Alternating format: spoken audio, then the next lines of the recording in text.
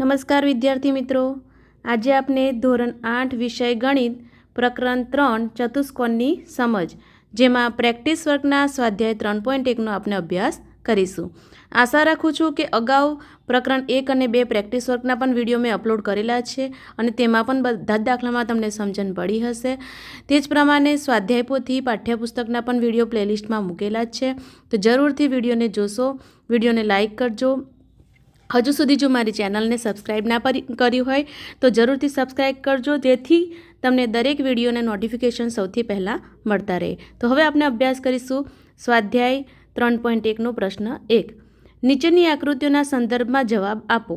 હવે અહીંયા આકૃતિઓ 1, 2, 3, 4, 5 પ્રકારની આકૃતિ આપેલી છે અને તે સંદર્ભે આપણે જવાબ આપવાના છે। તો અહીંયા સરળ પહેલો છે પ્રશ્ન, સરળ વક્ર કયા છે? તો સરળ વક્ર કોને કહેવાય? તો જે વક્રને આપણે પેન્સિલ ઉપાડવાની જરૂર પડી નથી, બરાબર, અને તે વક્ર પૂરેપૂરો પૂર્ણ થાય છે, તો તેને આપણે કહીશું સરળ વક્ર। જો અહીંયા આપણે આ આકૃતિ દોરવી હોય તો પેન્સિલ ઉપાડવાની જરૂર પડતી નથી, બરાબર। તો આ જે વક્ર છે તેને સરળ વક્ર કહેવાય છે। જો આ જે છે તે પણ સરળ વક્ર છે, અહીંયા છે તે પણ સરળ વક્ર છે, અહીંયા આકૃતિ અધૂરી છે તો આ સરળ વક્ર કહેવાશે નહીં। તો અહીંયા પહેલા જવાબમાં 1, 2, 3 અને 4 આવશે। ત્યાર પછી સરળ બંધ વક્ર કયા છે? તો એમાં પણ જવાબ 1, 2, 3, 4 આવશે, કારણ કે સરળ વક્ર છે અને બંધ છે, આ એક છે એ ખુલ્લો છે, બરાબર। તો સરળ બંધ વક્ર પણ આ 4 છે। ખુલ્લો વક્ર કયો છે? તો જોઈ શકો છો તમે, આ ખુલ્લો વક્ર છે, તો સીમાં જે જવાબ આવશે 5 નંબર, એ ખુલ્લો વક્ર 5 નંબરનો છે। હવે બહિર્મુખ બહુકોણ કયા કયા છે? બહિર્મુખ બહુકોણ કોને કહેવાય? જેના વિકર્ણો કોઈ વિકર્ણો જે છે તે તેમનો કોઈ પણ ભાગ બહારની બાજુના ભાગમાં હોતો નથી। જેમ કે અહીંયા આનો વિકર્ણ દોરીશું, ફોર એક્ઝામ્પલ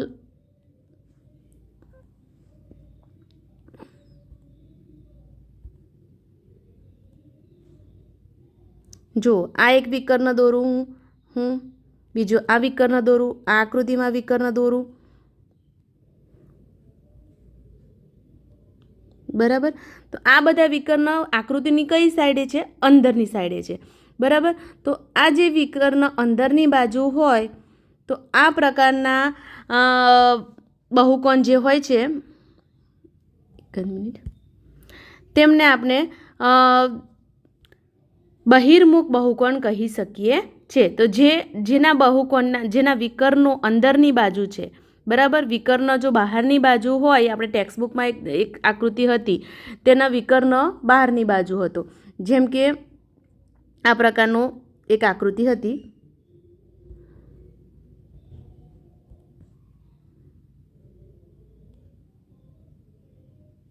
તો આનો વિકર્ણ અહીંયા બહારની બાજુ આવશે, બરાબર। તો આ બહિર્મુખ બહુકોણ કહેવાશે નહીં।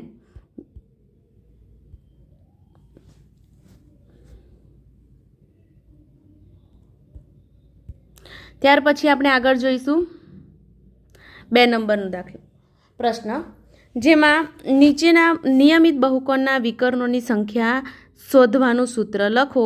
આ સૂત્ર દ્વારા નીચેની બાજુઓ ધરાવતા નિયમિત બહુકોણના વિકર્ણોની સંખ્યા પણ શોધવાની છે। તો અહીંયા શું કરવાનું છે? તો નિયમિત બહુકોણ એટલે કે જેની બધી બાજુઓ સરખી હોય તેમની વિકર્ણોની સંખ્યા શોધવાનું સૂત્ર લખવાનું છે, અને આ સૂત્રના મુજબ નિયમિત બહુકોણના વિકર્ણો કેટલા આવશે તેની સંખ્યા શોધવાની છે। તો પહેલાની અંદર નિયમિત પંચકોણ છે, તો નિયમિત પંચકોણની આકૃતિમાં આપણે જાણીએ છીએ કે નિયમિત પંચકોણની 5 સરખી બાજુઓ હોય છે। તો નિયમિત પંચકોણના વિકર્ણોની સંખ્યાનું સૂત્ર છે n((1)(2)−1), જ્યાં તમારે n બરાબર શું લેવાનું છે?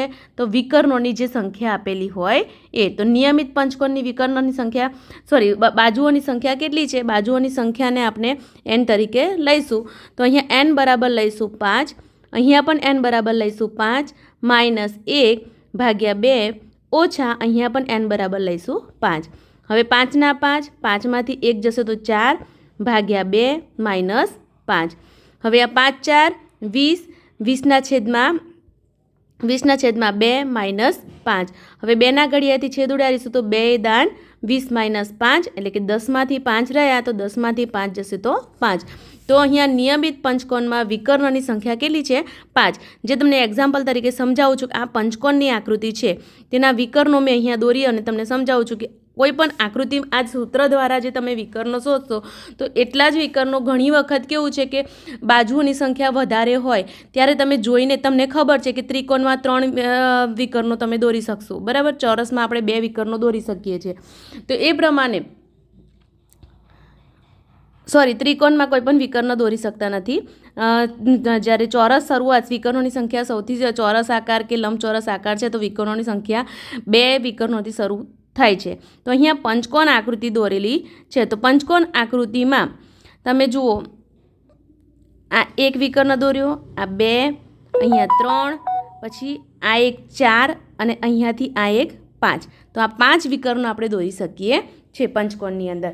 તે જ પ્રમાણે જેટલા બહુકોણ આપ્યા છે, હવે હું 4 નંબરનામાં 10 કોણ જે છે તેનો શોધીને તમને બતાવું. 2 નંબરનામાં તમારે શું કરવાનું છે? તો અહીંયા ષટકોણ છે, તો જેમ પંચકોણમાં 5 બાજુઓ લીધી છે તે જ પ્રમાણે તમારે 6 બાજુ લેવાની છે. પછી 3 નંબરમાં ચતુષ્કોણ છે, તો અહીંયા જેમ 5 લીધા છે ત્યાં 4 લેવાના છે. હવે 4 નંબરમાં આપણે નિયમિત 10 કોણ છે, તો n બરાબર આપણે 10 બાજુઓની સંખ્યા લઈશું, એટલે કે વિકર્ણોની સંખ્યા આપણે સૂત્ર મૂકીશું n કૌંસ -1/2 - n, જ્યાં n બરાબર લઈશું 10, અહીંયા 10 - 1/2 અને અહીંયા -n બરાબર 10. 10ના 10, 10માંથી 1 જશે તો 9/2 - 10. હવે જો અહીંયા મેં છેદ ઉડાડી દીધો, 2, 5, 10. તો અહીંયા 5 અને 9નો ગુણાકાર કરીએ તો 5 × 9 = 45 - 10 એટલે કે 35 વિકર્ણોની સંખ્યા તમને મળશે. કયા આકૃતિમાં? તો નિયમિત 10 કોણની આકૃતિની અંદર વિકર્ણોની સંખ્યા 35 હોય છે. તે જ પ્રમાણે આપણે હવે આગળ જોઈશું. પ્રશ્ન નંબર 3. તમારે આ ત્રિકોણ છે તો ત્રિકોણની n બરાબર 3 લઈ લેવાના. સૂત્ર આને યાદ રાખવાનું છે અને એ જ પ્રમાણે તમારે ગણતરી કરવાની છે. પ્રશ્ન નંબર 3માં બહુકોણની બાજુઓની સંખ્યા પરથી બહુકોણના અંદરના બધા ખૂણાના માપનો સરવાળો શોધવાનું સૂત્ર લખો અને નીચે દર્શાવેલ બાજુઓ ધરાવતા બહુકોણના અંદરના ખૂણાના માપનો સરવાળો શોધો. તો હવે આકૃતિ જેટલા ખૂણાઓ હોય છે એ ખૂણાના આધારે આપણે તે ખૂણાઓના માપનો સરવાળો કેટલો થશે. જેમ કે આપણે અત્યાર સુધી ભણી ગયા કે ત્રિકોણના 3 ખૂણાના માપનો સરવાળો 180 થાય છે, ચતુષ્કોણના 4 ખૂણાના માપનો સરવાળો 360 થાય છે. તે રીતે તમને ચતુષ્કોણ સુધી ખ્યાલ છે, પણ પંચકોણ, ષટકોણ, સપ્તકોણ, બરાબર, આ બધામાં તમારે કેટલા ખૂણાઓનો સરવાળો થશે નિયમિત બહુકોણમાં. તો અહીંયા એ શોધવા માટેનું સૂત્ર છે. જેમ કે પહેલું છે 4 ખૂણાઓ હોય એટલે ચતુષ્કોણ છે, તો આ બાજુ ધરાવતા બહુકોણના અંદરના બધા ખૂણાના માપનો સરવાળો બરાબર અહીંયા સૂત્ર છે n - 2 × 180, એટલે કે nમાંથી 2 બાદ કરી ગુણ્યા 180 જોડે ગુણી નાખવાના છે. અહીંયા n બરાબર શું લેવાનું છે? તો ખૂણાની સંખ્યા, અહીંયા બાજુની સંખ્યા લખી દીધી છે, ખૂણાઓના માપ, બરાબર. બહુકોણની બાજુની સંખ્યા પરથી બહુકોણના અંદરના બાજુની સંખ્યા જ, બરાબર, બાજુની સંખ્યા અહીંયા આપેલી છે. તો બાજુની સંખ્યા પરથી આપણે અહીંયા ખૂણાના માપ જોઈશું. તો n - 2, તો n બરાબર લઈશું બાજુની સંખ્યા, એટલે કે 4 બાજુઓ વાળો બહુકોણ હોય તો 4માંથી 2 બાદ કરો અને 180 જોડે ગુણી દો. તો 4માંથી 2 જશે તો 2 ગુણ્યા 180 તો 18 દુ 36, 360 4 બાજુ ધરાવતા બહુકોણના અંદરના ખૂણાના માપનો સરવાળો થશે. તે જ પ્રમાણે આગળ 3 નંબરમાં જોઈએ. 5 બાજુવાળામાં પંચકોણમાં, બરાબર, તમારે n બરાબર 5 મૂકવાના છે. 3 નંબરમાં n બરાબર શું મૂકીશું? 6 બાજુ માટે n બરાબર 6. તો 6 બાજુવાળા બહુકોણના બધા ખૂણાના માપનો સરવાળો કેટલો થશે?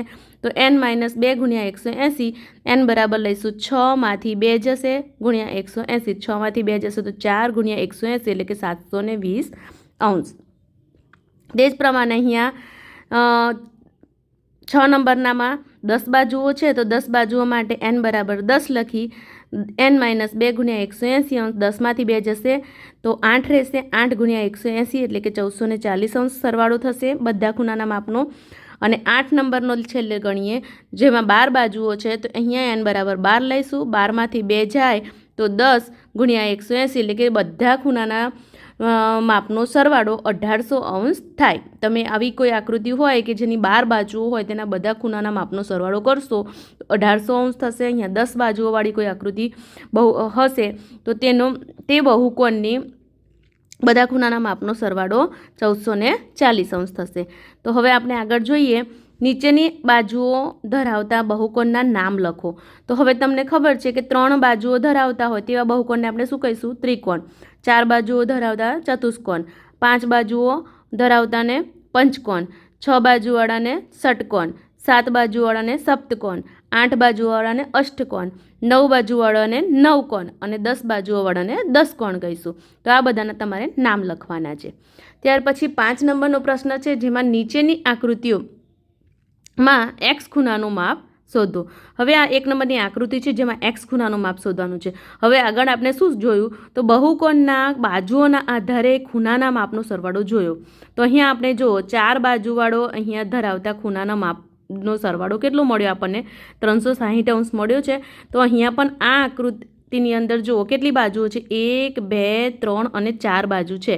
તો આ 4 બાજુવાળા બહુકોણનો ખૂણાના માપનો સરવાળો કેટલો થાય? 360 અંશ થાય. તો આપણે અહીંયા લખવાનું ચતુષ્કોણની ચારેય બાજુના ખૂણાના માપનો સરવાળો 360 અંશ થાય છે. જેને ના ખબર પડે તો આપણે ખૂણાનો માપનો અહીંયા શોધી નાખવાનું. તો હવે ચારેય બાજુનો સરવાળો કરીએ તો 40 અંશ વત્તા 120 અંશ વત્તા 130 અંશ વત્તા x બરાબર 360 અંશ થાય. આ બધાનો ચારેયનો સરવાળો કેટલો થાય? 360 અંશ. હવે આ 3નો સરવાળો થયો 290 અંશ વત્તા xના x બરાબર 360 અંશ. હવે આ 290 બરાબરની આ સાઈડ છે, પેલી સાઈડ લઈ જઈશું તો માઇનસમાં જશે. તો 360માંથી 290 બાદ કરીશું તો x બરાબર મળશે 70 અંશ. તો અહીંયા આ ખૂણાનું માપ કેટલું થયું? 70 અંશ. આ 70 લખીશું તો તમારા ચારેય ખૂણાના માપનો સરવાળો 360 અંશ થઈ જશે. એ પ્રમાણે બીજા નંબરનો દાખલો છે જેમાં 2 બાજુનો માપ આપ્યું છે. આ ત્રીજી બાજુનું નથી આપેલું અને x શોધવાનો છે. તો અહીંયા આપણે જુઓ છો તો અહીંયા બહિષ્કોણ જે ખૂણો છે 90 અંશ છે. અહીંયા કાટકોણ બતાવે છે એટલે કે 90 અંશ છે. તો તેની અંદરનો ખૂણો પણ કેટલો હોય? 90 અંશ જ હોય. બરાબર. તો તે માટે અહીંયા લખીશું અહીં ચતુષ્કોણનો પાયાનો એક બહિષ્કોણ 90 અંશ છે, તેથી અંદરનો ખૂણો પણ 90 અંશ થાય. તો ચતુષ્કોણના ચારેય ખૂણાના માપનો સરવાળો 360 અંશ થાય છે. તો અહીંયા 60 અંશ વત્તા 70 અંશ વત્તા 90 અંશ વત્તા x બરાબર 360 અંશ. આ 3નો સરવાળો કરશો એટલે 220 અંશ મળશે વત્તા x બરાબર 360 અંશ. અહીંયા xના x રાખીશું 360. અહીંયા 220 પ્લસમાંથી આ સાઈડ આવશે માઇનસમાં એટલે 360માંથી 220 બાદ કરશો તો x બરાબર મળશે 140 અંશ. આગળ 3 નંબરની આકૃતિમાં જોઈશું તો જુઓ અહીંયા 2 ખૂણા સામસામેના સરખા છે તે આપણે શોધવાના છે. 40 અંશ અહીંયા આપેલું છે, અહીંયા 55 અંશ અને અહીંયા 65 અંશ. આ બંને બહિષ્કોણ ખૂણાના માપ આપ્યા છે, અંદરના ખૂણા આપ્યા નથી. આ આકૃતિ કયા પ્રકારની છે? તો જો 1, 2, 3, 4 અને 5. તો 5 બાજુઓ ધરાવતી આકૃતિને પંચકોણ કહીશું. બરાબર. તો પંચકોણની તમને ખબર છે આપણે આગળ શોધ્યું હતું. પંચકોણના ખૂણાના માપનો સરવાળો ના મળે તો આપણે તમને ચાલુમાં કઈ રીતે શોધવું તે પણ તમને સમજાવું છું. પહેલાં જોઈએ આપણે. હવે આ 65 અંશ બહિષ્કોણ છે તો એની અંદરનો ખૂણો કેટલો હોય? તો અહીંયા તમારે લખવાનું કે આ એક રેખા પરનો ખૂણો છે. બરાબર. તો તેને આપણે 180 અંશમાંથી બાદ કરી શકીએ. અને પણ 180 અંશમાંથી બાદ કરો તો અંદરના ખૂણા મળી જાય. તો અહીંયા લખવાનું આ પંચકોણની આકૃતિ છે. આ આકૃતિમાં એક બહિષ્કોણ 65 અંશ છે તો માટે અંદરનો ખૂણો બરાબર 180 અંશમાંથી 65 અંશ બાદ કરવાના, કારણ રૈખિક જોડના ખૂણા છે, એક રેખા પરના છે. તો અહીંયા 115 અંશ આ અંદરની બાજુનો ખૂણાનું માપ 115 અંશ મળ્યું. અને એ જ પ્રમાણે આ બીજો જે બહિષ્કોણ છે એ 55 અંશનો છે તો તેનો અંદરનો ખૂણો 180 અંશમાંથી 55 બાદ કરશો એટલે 125 અંશ મળશે. તો અહીંયા જે 55 અંશ છે તેની અંદરનો 125 અંશ અને આની અંદરનો થશે 115 અંશ. તો આ 1, 2, 3 અને આ 2 શોધવાના છે. બરાબર. એટલું મળી ગયું. તો હવે આપણે પંચકોણના બધા ખૂણાના માપનો સરવાળો, જો તમને આગળ બધા જ ખૂણાના માપનો શોધી લીધો હોય તો વારે ઘડીએ શોધવાની યાદ રાખવાની જરૂર છે. શોધશો નહીં તો ચાલશે. પણ અહીંયા જો આપણે પાંચ ખૂણા બાજુવાળાનો નહોતો જોયો તો અહીંયા લખીશું પંચકોણના બધા ખૂણાના માપનો સરવાળો બરાબર n-2 × 180. અહીંયા એન બરાબર કેટલા લઈશું? 5માંથી 2 જાય ગુણ્યા 180, 5માંથી 2 ગયા 3 રહ્યા ગુણ્યા 180, એટલે 180 ગુણ્યા 3 540 અંશ થશે. તો પંચકોણના બધા ખૂણાના માપનો સરવાળો 540 અંશ થાય. તો અહીંયા લખવાનું પંચકોણના બધા ખૂણાના માપનો સરવાળો 540 અંશ થાય છે. માટે 40 અંશ વત્તા આ બંનેનું માપ મળ્યું આપણને 115 અંશ વત્તા 125 અંશ વત્તા એક્સ. જો એક્સ સામસામે 2 વખત છે, એક્સ વત્તા એક્સ બરાબર 540 અંશ. 5 બાજુઓ 5 ખૂણા થઈ ગયા. હવે આ 3નો સરવાળો 280 અંશ મળ્યો વત્તા એક્સ કેટલા થશે? 2x બરાબર 540 અંશ. હવે અહીંયા 2x જેમ છે એમ રાખો, 280ને પેલી સાઈડ લઈ લઈએ માઇનસમાં, એટલે 540માંથી 280 બાદ કરવાના, એટલે રહ્યા 260 અંશ. હવે x બરાબર 260 અંશ, 2 અહીંયા ગુણાકારમાંથી ભાગાકારમાં જશે, તો ભાગાકાર કરીશું એટલે 260 ભાગ્યા 2 એટલે 130 અંશ. આ xનો જવાબ મળ્યો. તો આ 130 અંશ, આ 130 અંશ, 115 અંશ, 125 અંશ અને 40 અંશ બરાબર બધા ખૂણાના માપ મળી ગયા. ત્યાર પછી 4 નંબરના દાખલાની અંદર જુઓ, બધી જ બાજુઓ અહીંયા સરખી છે એમ બતાવ્યું છે. 2 લીટા કર્યા છે એટલે એનો મતલબ બધી બાજુઓ સરખી છે. એક ખૂણો x છે એટલે કે બધી બાજુઓ સરખી હોય એટલે ખૂણા પણ શું હોય? બધા જ સરખા હોય બરાબર. તો અહીંયા તમારે લખવાનું કે આ આકૃતિ પંચકોણની છે. 5 બાજુઓ છે તો આ આકૃતિ પંચકોણની છે. પંચકોણના બધા ખૂણાના માપનો સરવાળો 540 અંશ થાય છે. માટે આ બધા જ ખૂણા x છે તો x 5 વખત લખીશું. x વત્તા x વત્તા x વત્તા x વત્તા x બધા ખૂણા સરખા જ મળશે બરાબર, સરખા જ હશે, બાજુઓ સરખી છે તો બરાબર 540 અંશ. હવે x વત્તા x 5 વખત છે તો એટલે કે 5x થશે બરાબર 540. અહીંયા x રવા દઈ, 5 ગુણાકારમાં છે, આ સાઈડ જશે તો વિરુદ્ધ ભાગાકારમાં આવશે બરાબર. તો 540 ભાગ્યા 5 કરીશું એટલે x બરાબર જવાબ મળશે 108 અંશ. તો બધા ખૂણાઓ 108 સરવાળો કરશો એટલે કે 540 અંશ થશે. તેવો જ દાખલો સેમ 5 નંબરનો છે. આ આકૃતિ ષટકોણની છે, 6 બાજુઓ છે અને બધી જ બાજુઓ સમાંતર છે માટે ખૂણા પણ સમાંતર હશે. તો આ આકૃતિ ષટકોણની છે અને ષટકોણની બધી બાજુના માપનો સરવાળો આપણે અગાઉ જોયો 720 અંશ થાય છે. તો આ બધાનો 6 વખત x લખી એનો સરવાળો 720 અંશ થાય છે. 6 x વત્તા x 6 વખત છે એટલે 6x બરાબર 720 અંશ. અહીંયા x બરાબર 6 ગુણાકારમાંથી ભાગાકારમાં ગયા એટલે 720 ભાગ્યા 6 કરશો એટલે x બરાબર મળશે 120 અંશ. તો વિદ્યાર્થી મિત્રો અહીંયા આપણે પ્રશ્ન નંબર 5 સુધી અભ્યાસ કર્યો. આગળના વિડીયોમાં હવે પ્રશ્ન 6થી આપણે અભ્યાસ કરીશું. વિડીયો ગમ્યો હોય તો જરૂરથી વિડીયોને લાઇક કરજો, શેર કરજો, કમેન્ટ કરીને જરૂરથી જણાવશો. આભાર.